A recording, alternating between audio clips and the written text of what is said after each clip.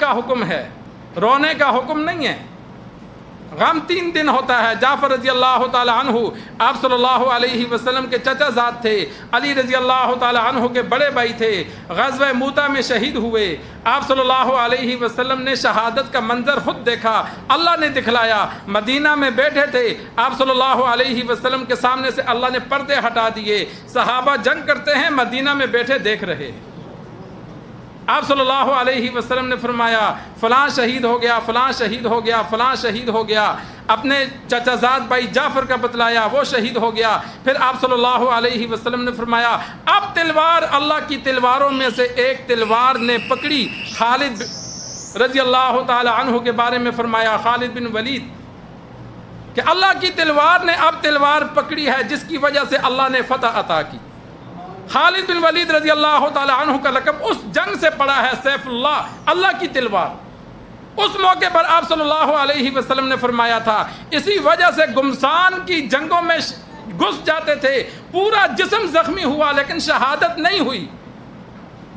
کس وجہ سے؟ کہ اگر شہید ہو جاتے تو کفار لکھ دیتے کہ اللہ کی تلوار کو ہم نے توڑ دیا ہے۔ تو گمسان کی جنگوں میں جاتے تھے لیکن اللہ نے شہادت نہیں دی۔ اپنے گھر میں ان کو موت آئی، جب موت آئی تو رو رہے تھے، پاس بیٹھے صحابہ نے تسلی دی کہ خطرناک جنگوں میں گھسنے والا موت سے ڈر گیا۔ کہا موت سے نہیں ڈرا، میں تو شہادت چاہتا تھا، موت بستر پہ آ رہی ہے۔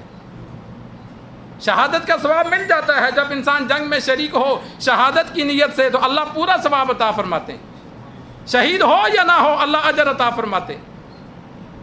تو جعفر رضی اللہ تعالی عنہ آپ صلی اللہ علیہ وسلم نے اس موقع پر 2 کام کیے۔ ایک اپنے گھر والوں کو بتلایا کہ جعفر کے گھر والے پریشان ہیں، لہذا ان کے گھر کھانا بھیجو۔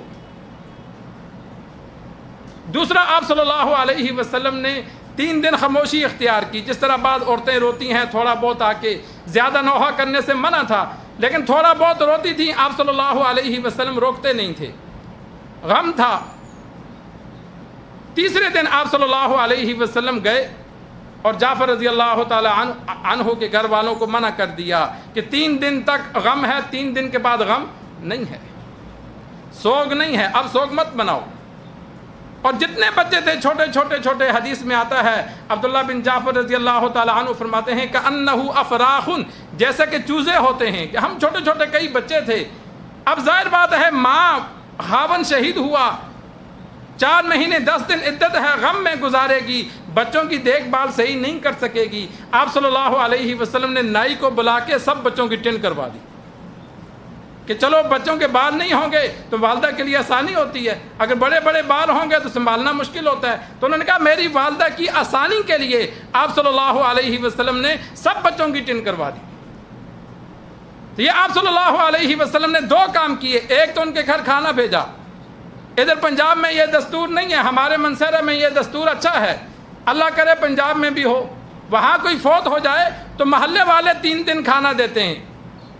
یہ نہیں ہوتا کہ ایک نے دیکھ دینی ہے، نہیں، طریقہ یہ ہوتا ہے کہ گھر میں دیکھتے ہیں مہمان ہیں تو گھر میں دال پکی ہے، جو پکا ہے تھوڑا سا پلیٹ میں ڈالیں گے، ساتھ 2 روٹیاں لیں گے، میت والے گھر دے آئیں گے۔ پورے محلے کے کچھ گھر والے ایسے کھانا بھیج دیتے ہیں، میت کے گھر جو مہمان ہوتے ہیں ان کے لیے کھانا آ جاتا ہے۔ 3 دن تک اس طرح مختلف گھر والے کھانا بیچتے ہیں اور وہ اپنی خوشی سے بیچتے ہیں، ضروری نہیں ہوتا کہ بھائی مرغا ہی پکانا ہے، نہیں، جو گھر میں پکا ہوتا ہے وہ بیچ دیتے ہیں۔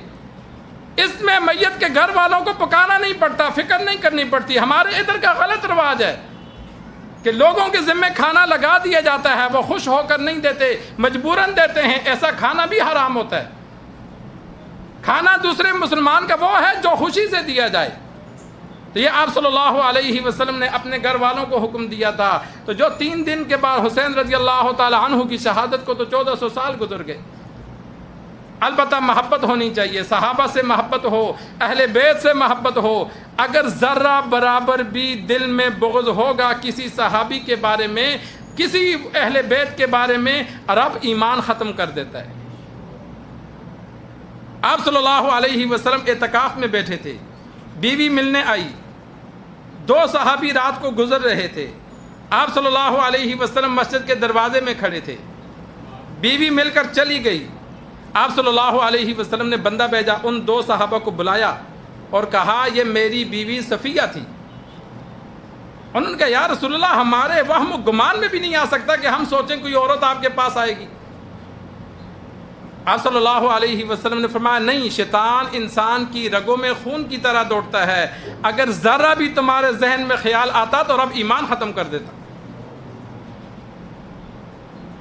آپ صلی اللہ علیہ وسلم کے بارے میں ذرا بھی دل میں شک آئے گا کسی بھی معاملے پر، ہمارا ایمان نہیں رہے گا، ایمان ختم، محبت ختم، محبت دل سے ذرا بھی کم ہوگی رب ایمان ختم کر دے گا۔ صحابہ سے محبت ہے، ترمذی شریف میں موجود ہے، ایک بندہ مرا، صحابہ نے عرض کی یا رسول اللہ جنازہ پڑھائیے، فرمایا میں نہیں پڑھاؤں گا، اس لیے کہ وہ عثمان سے بغض رکھتا تھا۔ ایک صحابی علی رضی اللہ تعالی عنہ سے کسی بات پر جنگ میں لین دین کے معاملے میں لمبا واقعہ ہے، اس کی طرف نہیں جاتا، تو ان کے دل میں ایک غصہ آیا کہ علی نے یہ مال کیوں لیا۔ جب مدینہ آئے تو آپ صلی اللہ علیہ وسلم سے شکایت کی، تو آپ صلی اللہ علیہ وسلم نے صحابی کو منع فرمایا کہ علی سے نفرت نہ رکھ، علی کا تو جو مال لیا ہے اس سے زیادہ اس مال میں حق ہے، اس نے تو کم لیا ہے، تو منع کر دیا۔ امی عائشہ رضی اللہ تعالی عنہ کے بارے میں فاطمہ رضی اللہ تعالی عنہ نے دیگر ازواج کی شکایت آ کر کی، تو آپ صلی اللہ علیہ وسلم نے فرمایا اے فاطمہ تو ان سے محبت نہیں کرتی جن سے میں کرتا ہوں؟ فرمایا کیوں نہیں؟ تو فرمایا عائشہ سے محبت رکھ، اس لیے کہ میں بھی اس سے محبت کرتا ہوں۔ تو حسن اور حسین سے، تمام اہل بیت سے محبت دل میں ہونی چاہیے۔ ایک شاعر تھا، نام ذہن میں نہیں ہے، شراب کی حالت میں تھا، دوسرے شاعر نے اس کے سامنے مختلف لوگوں کے نام لیے، اختر شیرانی لاہور ہوٹل میں موجود تھے، فلاں شاعر کیسا ہے، فلاں شاعر کیسا ہے، تو ہر ایک کا وہ مذاق اڑاتا، تو گما کے بندے نے سوال کر دیا کہ منش تھا آپ صلی اللہ علیہ وسلم کے بارے میں کہ ان کے بارے میں تیرا کیا خیال ہے؟ یہ نشے کی حالت میں ہے، شاید کوئی غلط جملہ کہہ دے، جب ہر ایک کے اپنے سے کم دکھا رہا ہے، تو نشہ ہو نشہ نہ ہو، مومن ہے تو دل ایمان مضبوط ہوتا ہے۔ شیشے کا گلاس تھا، اٹھا کے اس کے سر پہ دے مارا، سر بھی زخمی، گلاس ٹوٹ گیا۔ اس نے کہا نشے کی حالت میں میرے نبی کا تو نے نام کیسے لیا؟ اس نے کہا ہمارے پاس ایک ہی سہارا ہے، ہم گناہگار ہیں، وہی ہمارا سہارا ہے، تو ہم سے وہ چھیننا چاہتا ہے؟ اور اٹھ گئے، روتے رہے، محفل چھوڑ دی۔ تو مومن ایسا ہونا چاہیے کہ آپ صلی اللہ علیہ وسلم اور صحابہ کے بارے میں اگر کوئی غلط جملہ کہے تو وہاں ہنسنا نہیں ہے، وہاں اس کے دان توڑنے ہیں۔